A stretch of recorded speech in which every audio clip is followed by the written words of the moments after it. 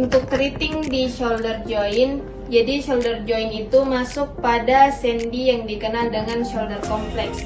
Nah, pada shoulder complex ini ada 5 sendi. Yang pertama, AC joint. Yang kedua, ada SC joint. Yang ketiga, ada glenohumeral joint. Terus ada costovertebral joint. Kemudian ada scapulothoracal joint. Kemudian untuk otot-ototnya ada upper trapezius, kemudian supraspinatus, kemudian infraspinatus, kemudian ada tuberous soleus major, yang di tengahnya ada subbicipitalis yang dilewati oleh bicep long hip. Kemudian di belakangnya ada teres minor, kemudian di belakangnya ada teres mayor, dan yang terakhir ada di dalamnya subscapularis. Setelah dilakukan pemeriksaan, misalnya kita curigai ada intraartikular component problem, maka teknik yang dilakukan adalah traksi translasi. Traksi translasi roll slide.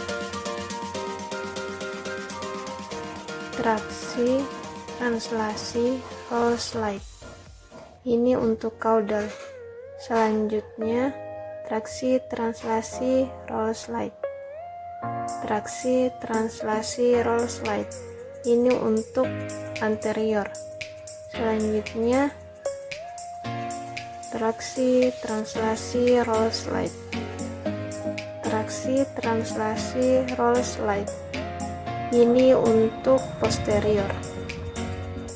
Itu tadi teknik pelaksanaan jika intraartikularnya bermasalah. Andaikan para artikularnya bermasalah, maka telah ditangani bersamaan dengan intraartikularnya tadi. Selanjutnya, jika ekstraartikularnya bermasalah, misalnya ada pemendekan pada pectoralis mayor, maka cara yang dilakukan angkat ke atas lalu tarik ke bawah agar pectoralis mayornya terulur.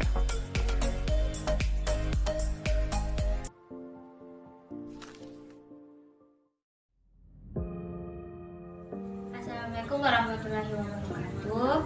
Saya Nurfadila Bunyadi, mahasiswa fisioterapi Universitas Hasanuddin. Nah, video kali ini saya akan melakukan treating of vertebra, di mana terkhususnya untuk treating cervical dan treating thoracal. Nah, sebelum kita melakukan treating, hal yang harus kita lakukan terlebih dahulu ialah assessment. Kemudian diketahui bahwa pada daerah-daerah kolumna vertebralis ada 3 hal yang harus kita perhatikan. Yang pertama itu adalah komponen otot sebagai alat gerak aktif, kemudian komponen saraf dan komponen artikular sebagai alat gerak pasif. Dan yang harus kita ketahui juga bahwa prinsip tubuh manusia itu ada yang dinamakan dengan ekstraartikular, paraartikular, dan intraartikular, di mana ekstraartikular ini dia terdiri atas kulit, otot, dan sendi, kemudian paraartikular dia terdiri atas fascia dan ligamen, dan intraartikular itu terdiri dari kapsul sendi. Nah, sebelum kita melakukan pemeriksaan pada kolumna vertebralis, maka ada 3 hal yang harus kita lakukan. Yang pertama itu adalah gerakan aktif, dimana kalau saya meminta pasien untuk tundukkan kepalanya. Nah, ketika pasien dalam kondisi seperti ini, maka bahwa komponen yang ada pada di belakang itu terulur dan komponen yang di depan akan terkompresi. Kemudian dongakkan kepalanya. Nah, ketika pasien dalam kondisi seperti ini, maka komponen yang ada di depan akan terulur dan yang di belakang akan terkompresi. Nah, khusus untuk kolumna vertebralis ada satu ligamen yang sangat penting, di mana ligamen ini sering terjadi masalah. Ligamen itu berada di belakang, namanya kolumna posterior, yang dari cervical hingga ke sacrum. Nah, kemudian ketika saya menyuruh pasien untuk coba lateral fleksi kanan. Nah, ketika dia dalam keadaan seperti ini, maka pada bagian kirinya ini dia akan terulur dan yang kanan terkompresi. Kemudian sebaliknya. Nah, ketika pasien dalam keadaan seperti ini, maka bagian kanannya akan terulur dan bagian kiri terkompresi. Intinya ketika kita melakukan gerakan-gerakan tertentu, maka ada bagian yang terulur dan ada bagian yang terkompresi. Nah, kalau tadi yang pertama adalah gerakan aktif, yang kedua adalah gerakan pasif, di mana pada gerakan pasif ini fisioterapi memberi bantuan kepada pasien untuk melakukan gerakan seperti gerakan fleksi, kemudian ekstensi, kemudian lateral fleksi dekstra, lateral fleksi sinistra, rotasi dekstra, dan rotasi sinistra. Nah, untuk pemberian tahanannya, jadi yang pertama ketika gerakan fleksi, maka satu tangan berada di belakang pasien dan satu tangan lagi berada di bagian depan pasien atau bisa dipidat, kemudian coba dorong. Nah, kalau ekstensi, satu tangan di depan pasien dan di belakang dan tangan lainnya berada di belakang untuk memberi tahanan. Coba. Kemudian untuk lateral fleksi dekstra, kemudian lateral fleksi sinistra, rotasi sinistra, rotasi dekstra. Nah, berbicara terkait strengthening dan stretching. Nah, kalau strengthening, contohnya itu ketika misalnya pada bagian kiri pasien ini melemah, maka untuk melakukan strengthening itu kita melakukan gerakan seperti ini.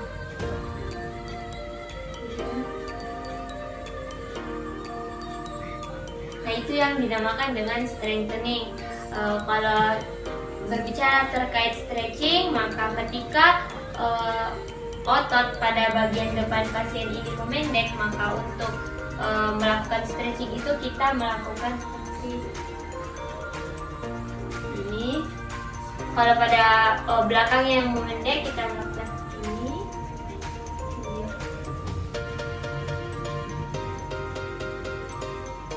Nah, ini yang dinamakan dengan stretching. Nah, kemudian kalau ada sendi yang mengalami blocking, maka hal yang harus kita lakukan itu seperti ini.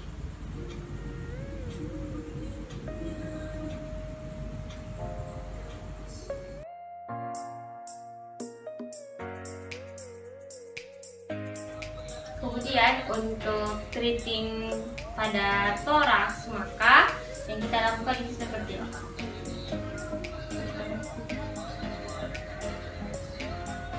Nah, untuk keterbatasan gerak sendi ke arah kiri, maka kita lakukan seperti ini. Kemudian untuk keterbatasan pada arah sendi untuk ke arah kanan, maka kita lakukan seperti ini.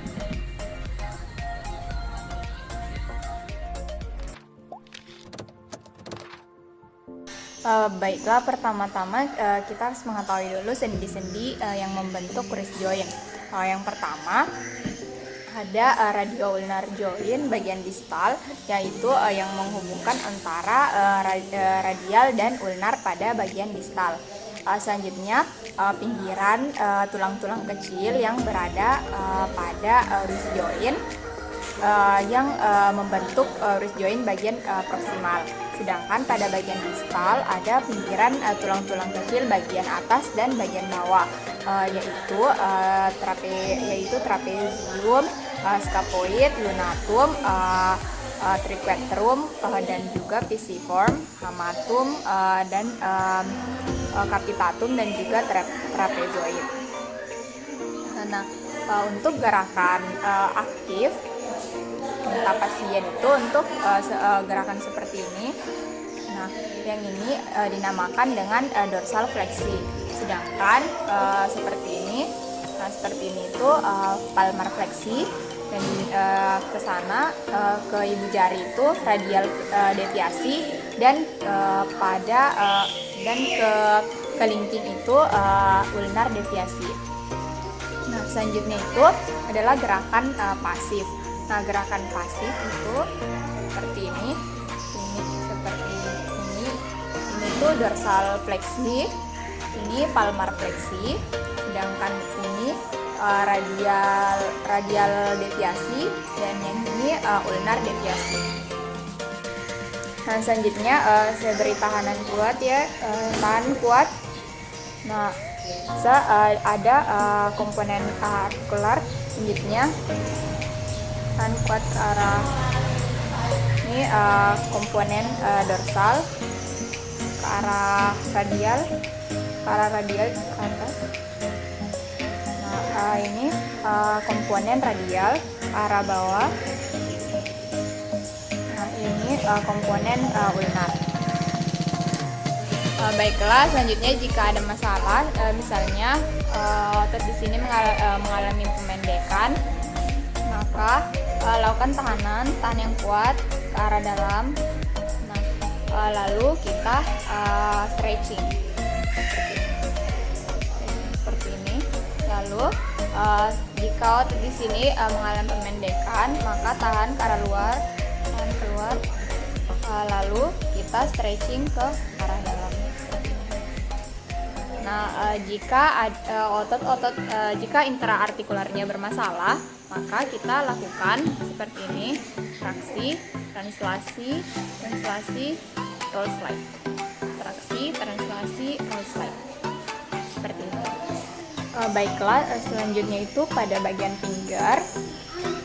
Nah, tarik ke dalam seperti ini, lalu luruskan, tarik ke dalam. Lalu luruskan. Nah, otot-otot pada wrist juga penting.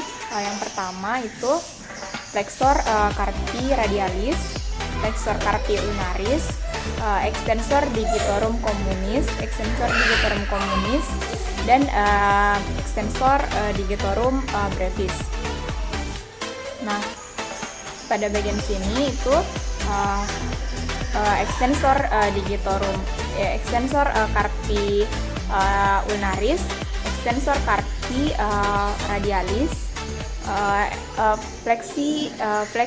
flexor digitorum longus, dan flexor digitorum brevis.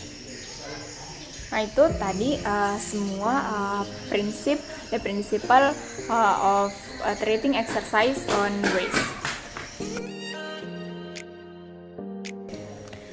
Baiklah, selanjutnya itu the principle of treating exercise on ankle and foot. Nah, apabila ada gangguan pada ankle, di luar dari ankle, misalnya pada knee joint, maka bisa mengakibatkan masalah pada ankle dan foot. Misalnya itu gastroc mengalami pressure atau gastroc mengalami gangguan cedera, maka akan mempengaruhi kinerja dari ankle dan foot. Contoh lainnya itu seperti Achilles tendinitis. Nah, ankle dan foot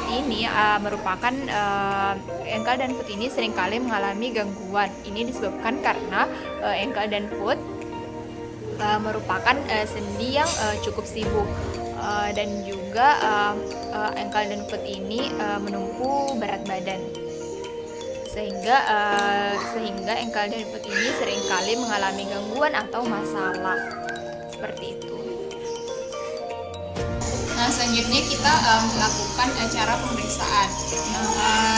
Pertama itu dilakukan pemeriksaan dengan membandingkan dengan kaki yang sehat. Selanjutnya, dia tolong kakinya, jari-jarinya dibawa ke atas. Nah, lalu dilihat simetris atau tidak dari kedua kakinya. Nah, ternyata bagian kanan itu dorsifleksinya lebih bagus daripada kaki yang bagian kiri. Selanjutnya ke arah bawah. Nah, ini dilihat dan dilakukan secara aktif oleh pasien. Lalu ke arah dalam, Adek. Nah, ke arah dalam, lalu ke arah luar. Seperti itu. Nah, selanjutnya itu gerakan pasif. Yang pertama, letakkan tangan kiri itu di bawah calcaneus. Lalu lalu lakukan traksi pada talokaneusnya ke arah caudal. Lalu tangan kanan itu memegang di daerah lateral dan bukan medial. Kemudian calocaneus itu ditarik ke bawah, lalu kemudian dorong ke arah dorsal. Nah, jadi yang mendorong itu adalah bagian telapak tangan. Nah, kenapa tidak dilakukan seperti ini? Karena ini akan mengakibatkan terjadinya gerakan semu. Mengapa gerakan semu? Karena fibula itu, tulang fibula lebih ke arah distal daripada tulang tibia, sehingga sendi seperti ini. Nah, jadi jika kita melakukannya seperti ini akan terjadi gerakan semu dan akan terjadi gerakan supinasi. Seperti itu, jadi diharuskan melakukan seperti ini. Nah, selanjutnya itu gerakan supinasi seperti ini, dan gerakan pronasi seperti ini. Nah, selanjutnya itu gerakan pada foot. Pertama itu letakkan tangan kiri pada daerah proksimal. Nah, lalu selanjutnya dorong menggunakan tangan kanan seperti ini. Nah, lalu ke arah bawah ini, lalu ke arah medial dan ke arah lateral. Lalu gerakan supinasi dan gerakan pronasi. Nah, selanjutnya itu gerakan pasif exercise untuk foot. Kita seperti ini, gerakan seperti ini. Ada jari kaki pertama, kedua, ini, tiga, keempat, dan yang terakhir.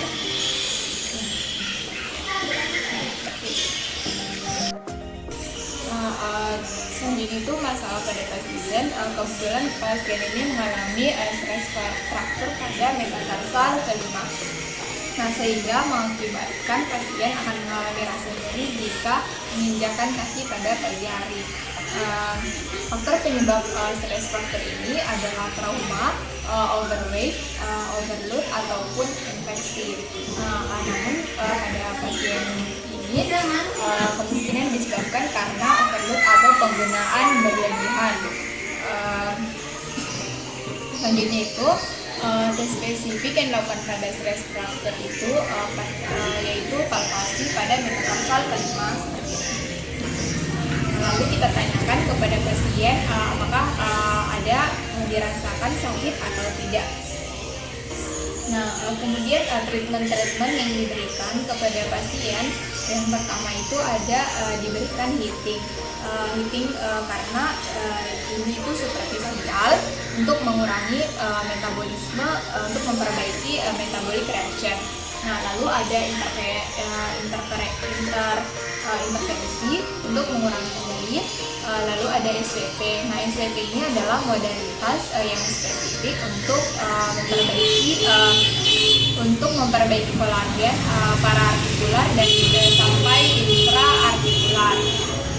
Nah, lalu ada friction dan juga mobilisasi itu seperti tadi yang ke arah lateral dan ke arah medial, lalu ke arah supinasi, pronasi, dan juga dorsifleksi dan plantar fleksi. Nah, setelah diberikan treatment, dites kembali apakah pasien masih mengalami kesakitan atau tidak. Jadi dipalpasi kembali, lalu ditanyakan kembali kepada pasiennya apakah sakitnya sudah berkurang atau tidak.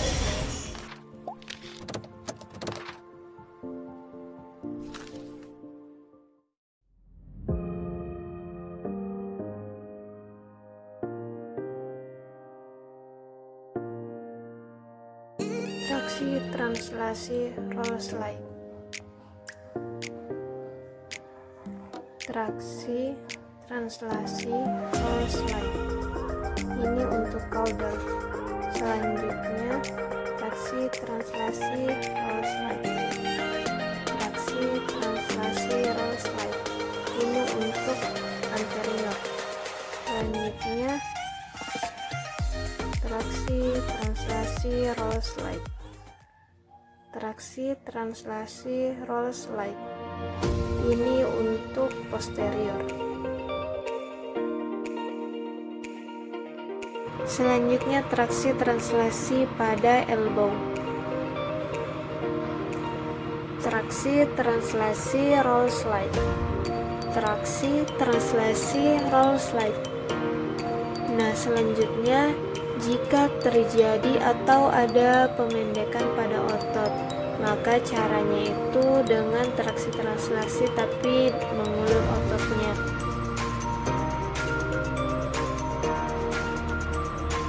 Traksi translasi roll slide. Traksi translasi roll slide. Nah, selanjutnya itu kita lakukan pada hip. Nah, di hip itu ada kapsulnya itu ada di interior, anterior, interior dan juga medial. Nah, pertama itu kita ambil pada anterior. Nah, silakan berbaring posisi miring. Nah, yang satu ditekuk, lalu kita dorong di sini. Nah, itu di sini itu sekalian pada iliopsoas, para vertebral dan juga intraartikular. Nah, selanjutnya yang kedua itu tidur terlentang. Nah, kita lakukan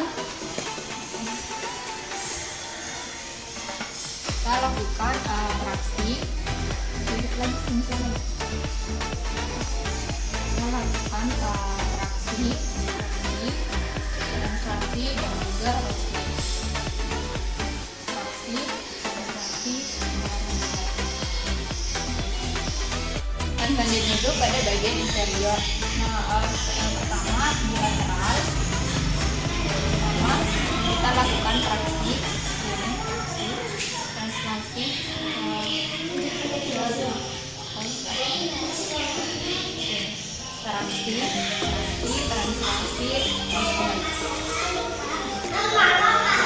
Selanjutnya pada bagian posterior, di sini lakukan seperti ini. Ini traksi,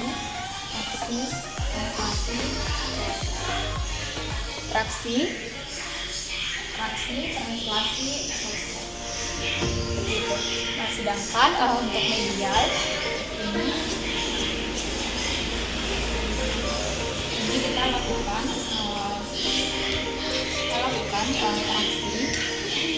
traksi, translasi, dan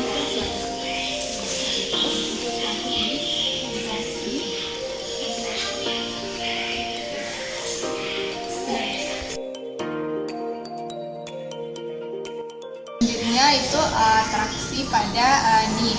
Nah, posisi pasien itu tengkurap, lalu ini kita lakukan traksi, translasi, roll slide. Jadi traksi, translasi, roll slide. Nah, ini itu untuk mengatasi lutut yang tidak bisa karena ekstensi karena yang disebabkan oleh adanya keterbatasan oleh kapsul bagian dorsal. Nah, sedangkan untuk mengatasi kapsul bagian anterior, lakukan traksi seperti ini, lakukan traksi, translasi, kemudian roll slide. Traksi, translasi, roll slide. Seperti itu. Nah, itulah tadi traksi pada bagian hip dan knee.